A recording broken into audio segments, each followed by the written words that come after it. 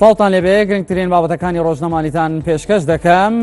ماڵپەڕی بلۆمبێرگ بڵاوی کردوتەوە هەناردەی نەوتی عێراق نزیک دەبێتەوە لەوەی ڕیکۆرد تۆمار بکات. ئەمەش لە کاتێکدایە کە خۆپشاندانەکان دامودەستگاکانی دەوڵەت ڕوبەڕووی مەترسی لە کارخستن دەکەنەوە. عاسم جیات وتەبێژی وەزارەتی نەوتی عێراق ڕایگەیان هەناردەی نەوتی عێراق لە مانگی نیساندا بەرز بۆتەوە بۆ 3,360,000 بەرمیل لە ڕۆژێکدا بە شێوەیەک کە لە تەواوی مانگەکەدا عێراق 100,920,000 بەرمیلی هەناردە کردووە.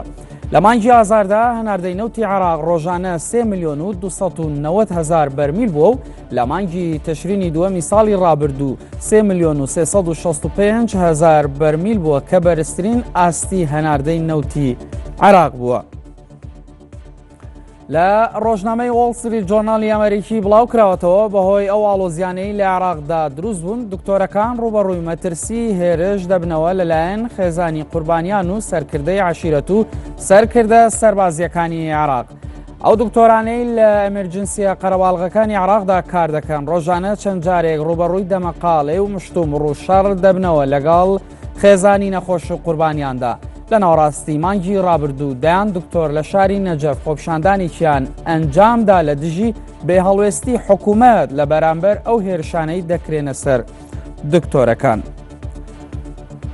ڕێکخراوی IHS ئەمریکی بڵاوی کردەوە هێرشەکانی داعش لە عێراق و سووریا کاردانەوەی لە دەستدانی ناوچەکانی ژێر دەسەڵاتیانە.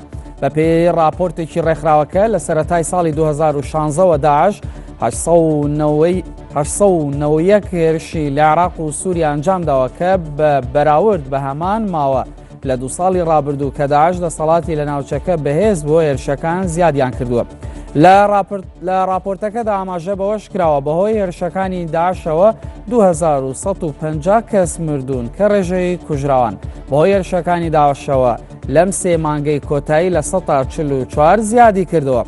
ماسیۆ هێنمان بەڕێوەبەری ناوەندی یاخیبوون و تیرۆریزمی سەر بە ڕێکخراوەکە ڕایگەیاند تونند و تویژیەکانی داعش زیاتر بوون ئەویش بەهۆی ئەو فشارانەیەکە لە چەند ئاراستەیەکەوە خراونەتە سەر ڕێکخراوەکە.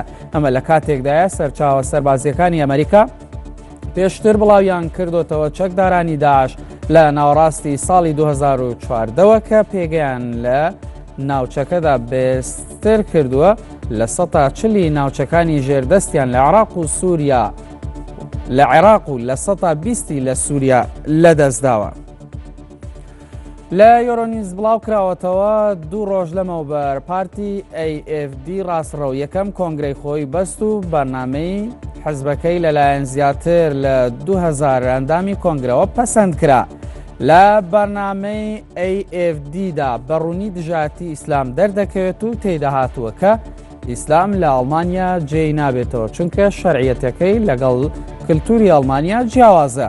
دەشڵێت کە ئیسلام لە ڕێگای یاساکانی مافی مرۆڤ و دەستوری ئەڵمانیا سنووردار بکرێت.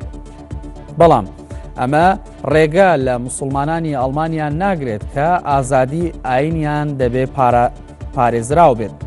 ئەنجومەنی جووەکانی ئەڵمانیاش دەڵێت کە ئەم بەرنامەیە بە ئاشکرا بنەماکانی دەستوری ئەڵمانیا لاداوە چونکە دژاتی ئەو حزبە بۆ ئاین زۆر بەڕوونی دەخاتە ڕوو بێڕێزی ئەو حزبە بۆ کەماینیەکان دەردەخات. گرنگترین بابەتەکانی ڕۆژنەمانی پێشکەشکردن شاد بن.